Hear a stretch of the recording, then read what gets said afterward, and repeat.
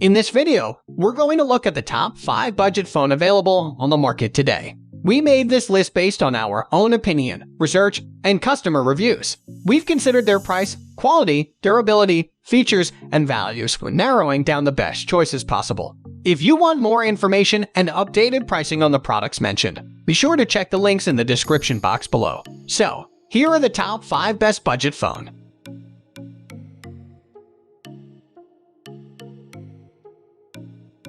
At the first position of our list, we have Motorola One 5G Ace. Motorola is no stranger to creating compelling feature-packed phones that won't empty your wallet. The new Motorola One 5G Ace is the most recent example.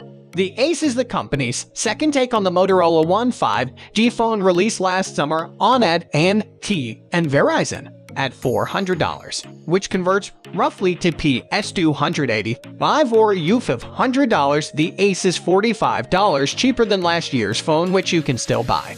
When I set out to review the Ace, I immediately ran into a problem: the price. At the time I'm writing this review, you can buy the Ace for $20. That's not a typo. And that led to the question, was I reviewing a $400 phone, a $300 phone, or a $20 phone? The Ace is listed on the Metro by T-Mobile site for a discounted price of $280, but for a limited time. You can get the Motorola One 5G Ace for $20 when you port an existing number to Metro. For less than the cost of dinner, you can get a brand new 5G phone. The catch? Well, there really isn't one. The $20 version is locked to T-Mobile, but for only 6 months. The Metro promotion isn't likely the only deal you'll get on the Ace. Motorola has a solid track record discounting its phones throughout the year. Right now, you can get last year's Motorola One 5G for $300. If you're already on AT&T or Verizon and aren't planning to switch carriers, that's the way I'd go as long as you can handle all the carrier branding and bloatware. The Ace isn't the only 5G budget phone to consider.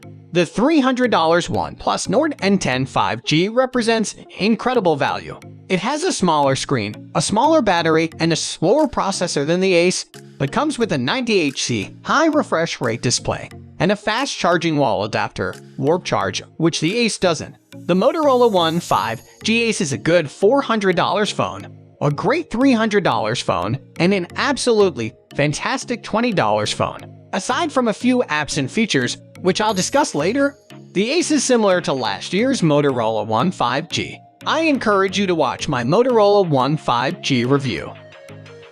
Moving on to the next at number 2 with Samsung Galaxy A52 5G. The lovely Galaxy A52 also comes in 5G flavor. But unlike the cheaper Galaxy A52 Duo, where LTE and 5G versions cost the same and comes with downgraded screen and camera, this A52 5G actually brings upgrades and a price hike. Samsung has chosen the Snapdragon 750 5G chip for the Galaxy A52 5G, and it has also equipped it with a 120Hz refresh rate Super AMOLED screen, in addition to the headline 5G connectivity.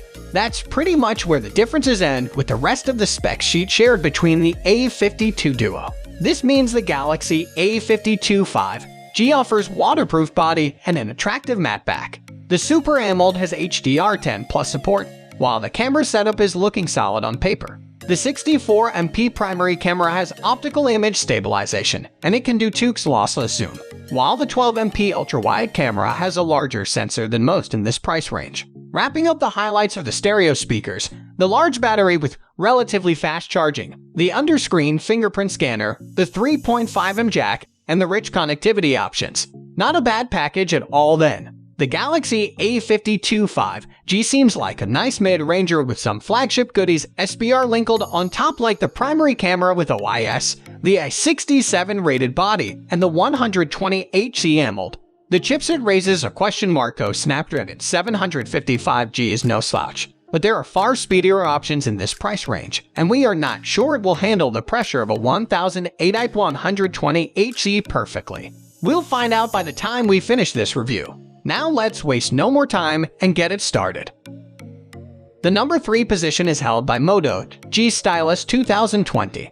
If you're shopping for a smartphone with a built-in stylus, you can spend big bucks on Samsung's Galaxy Note 10, which is terrific, but costs upwards of $1,000, or far less on LG Stylo 5. which is often free with carrier subsidies but falls short of performance. Luckily, Motorola's new Moto G stylus, $299.99, is a strong option for everyone searching in between those extremes. It's better than the Stylo 5 in just about every way, with more power, a nicer display, and improved camera performance. It can't quite compete with the Galaxy Note 10, of course, but it's only about a third of the price. The $250 Moto G Power is a better value for the price, and our editor's choice, but the Moto G stylus is a good alternative for note takers. For the most part, the metallic blue Moto G stylus looks identical to the Moto G Power.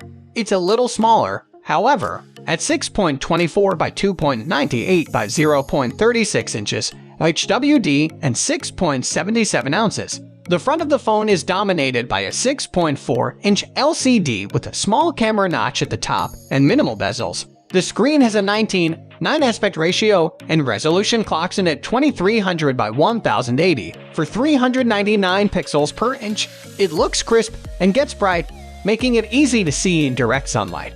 Colors are slightly cool, but it's a very good display for the price. On the back, you'll find a triple camera stack with a time-of-flight sensor, the F in the top left corner, while the fingerprint sensor is hidden beneath the Motorola logo in the center. The top edge of the phone is bare, and the bottom is home to a headphone jack, a USB-C charging port, and a speaker. The left side has a hybrid SIM/micro SD slot, while the volume rocker and textured power button are on the right. Both provide a satisfying click but are hard to reach with small hands. Next at number 4, we have Samsung Galaxy S21 Ultra 5G. The Samsung Galaxy S21 Ultra led the charge for the best Android phones in 2021. It packs in all of the features you could possibly want in a phone, especially if you prefer big screens. While it lags behind some of other top contenders, it's still a very good device for any Android fan out there. For $1,199 or $100 more than the iPhone 13 Pro Max, you will get dynamic 6.8-inch display and dual telephoto lenses for crazy zoom power. Plus, the S21 Ultra supports the S Pen, a first for the Galaxy S series. The Galaxy S21 Ultra comes in a sleeker design and offers faster performance from Qualcomm's Snapdragon 888 chip. And unlike the regular Galaxy S21, you don't have to make nearly as many trade-offs.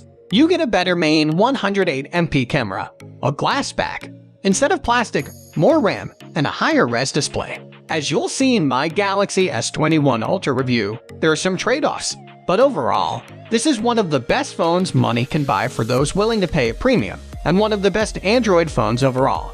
The Samsung Galaxy S21 Ultra is available right now, and you can buy carrier and unlocked versions of the phone. The Ultra starts at $1,199 and includes 12 GB of RAM and 128 GB of storage. You can also upgrade to 256 GB of storage and to a model with 16 GB of RAM and 512 GB of storage. The 256 GB model costs $1,249, basically an extra $50, while you'll pay $1,379 for Galaxy S21 Ultra with 512 GB of storage.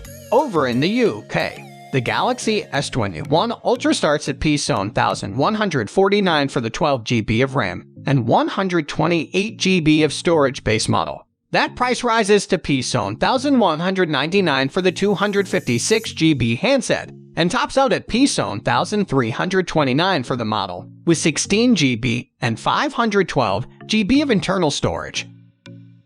The number 5 position is held by TCL 10L, unlocked Android smartphone. The TCL 10L may not be the company's showstopper. That's the TCL 10 Pro, but it is a crucial stepping stone in TCL's bid to progress from merely dallying in smartphones to contending with the established brands. TCL has sold cheap phones through its sub-brand Alcatel for years, but it's finally putting its name on a range of mid- and high-quality handsets. The TCL 10L is the middle ground between the Alcatel handsets and the 10 Pro statement phone, a workhorse that could end up in more hands by nature of being more affordable. Cheap phones in 2020 come with more features, better cameras, and a greater level of polish than in previous years, and the 10L is no exception, despite being more or less a debut effort for TCL. The 6.53-inch display is the phone's standout feature. It's an LCD screen that offers punchier colors, better contrast, and sharper detail than some OLED smartphone screens we've seen. With a punch hole for the selfie camera and thin bezels, the front of the phone looks sleek, with a touch of flagship polish. And the combination of the screen, an impressive, though solitary speaker, and 3.5mm headphone jack, makes this a great device for consuming media. The cameras are the other highlight here, with 3 rear cameras plus a depth sensor making for a robust array. At least on paper. There's a 48MP main shooter capable of shooting 4K video at 30fps, accompanied by an 8MP ultra-wide lens and a 2MP macro camera for up-close shots. A 16MP front-facing shooter rounds out the package. TCL has added its own touches here, with perks like 2 camera flashes, which also gives you a flashlight brighter than on any other phone we tried, and an extreme battery-saving mode. There's even a completely customizable function button on the left of the phone that you can set as a shortcut to whatever you desire, be it turning on the flashlight or turning on split screen in order to use 2 apps at once.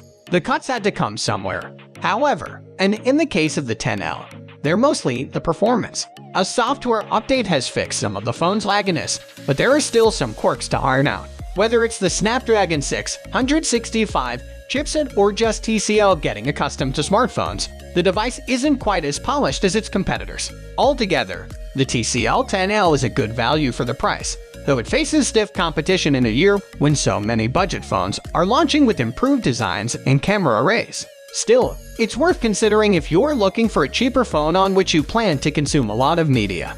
That's all for today. Thanks for watching. If we helped you out in any way, please hit the like and subscribe button. We'll see you guys in the next videos.